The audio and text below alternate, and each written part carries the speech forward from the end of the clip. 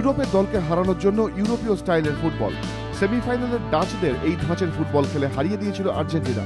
ফাইনালেও Alex Sandro সাবেয়ার দল শুরু করেছিল একই রকমভাবে। মেসি, হিগুয়েনরা বারবার চাপে ফেলে দিচ্ছিলেন জার্মান ডিফেন্সকে। প্রথম 25-30 মিনিট পর্যন্ত খেলার দখল ছিল আর্জেন্টিনার পায়ে। এরপরেই ম্যাচে ফিরতে থাকে জার্মানি। প্রথমার্ধের শেষ 10 মিনিটে জার্মানি এগিয়েও যেতে পারত।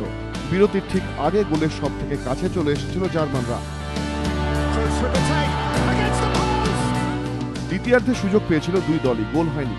দু দলের সেরা ফুটবলাররাও যে চাপে রয়েছেন বোঝা যাচ্ছিল বারবার।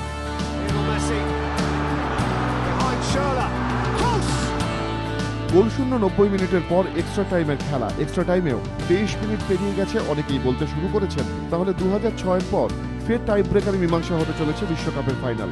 ঠিক এই সময় গোল, বাঁদিক থেকে ভেসে আসা ক্রস নিখুঁত রিসিভ করে জালে পাঠিয়ে দিলেন গোৎসে।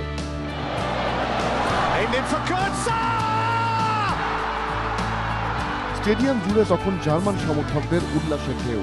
গোলের পর খেলার বাকি ছিল 7 মিনিট। ওই সময় সমতা ফেরাতে পারেনি আর্জেন্টিনা। ম্যাচ জিতে চতুর্থবার বিশ্বকাপ জিতে নিল জার্মানরা। 3 বার খেতাব জিতেছিল তৎকালীন পশ্চিম জার্মানি। আর বার্লিনের পাঁচিল ভাঙার পর এই প্রথম খেতাব উঠল জার্মানদের ঘরে। এবিপি আনন্দ।